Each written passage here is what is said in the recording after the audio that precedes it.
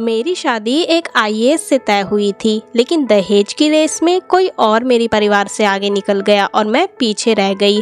मैं मध्य प्रदेश से हूँ और मैंने डॉक्टरी की पढ़ाई की है। मेरी शादी उस आईएएस से फिक्स हो चुकी थी। उसके बाद जैसे आजकल लड़का लड़की बात करते हैं, वैसे ही हम दोनों भी करने लगे।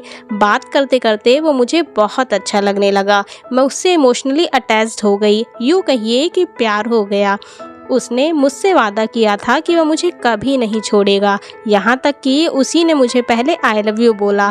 बिना शादी किए ही मैं उसको अपना हस्बैंड मानने लग गई। सब कुछ परफेक्ट था। उसने मुझे प्यार, केयर, सम्मान, वफादारी सब दिया। मेरी तस्वीर वो अपने दोस्तों और रिश्तेदारों को दिखाता फिरा। पूरी सोसाइटी में इस बात का ढोल पीट दिया कि हम दोनों की शादी होने वाली है।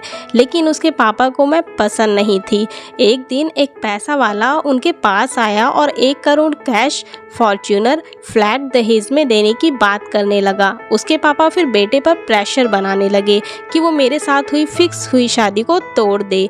उसके घर वालों की तरफ से बात कही गई कि शादी नहीं हो सकती। फिर क्या, फिर मेरे कुछ रिश्तेदार चले गए उन लोगों से झगड़ा करने, जिसके बाद बची कुची उम्मीद भी खत्म हो गई। ये सब होने के बाद भी उस लड़के ने मुझसे 1 महीने तक बात की। इस बीच उसने शायद अपने मम्मी पापा को मनाने की कोशिश की, लेकिन दोनों ही नहीं माने। फिर लड़के ने मुझे छोड़ दिया। जाते जाते मुझसे बोला कि हो सके तो किसी और से शादी कर लेना, इंतज़ार कर सकती हो तो करना। उसके बाद से उसने मुझसे कभी बात नहीं की। मैं सच में उससे बहुत प्यार करती हूँ। इसके अलावा किसी और से शादी के बारे में सोच भी नहीं सकती। लोग बताते हैं कि उसकी शादी तो कहीं और फिक्स हो चुकी है। मैं क्या करूं? उसने मुझसे एक बार कहा कि तुम भी आईएएस बन जाओ, फिर शादी करेंगे।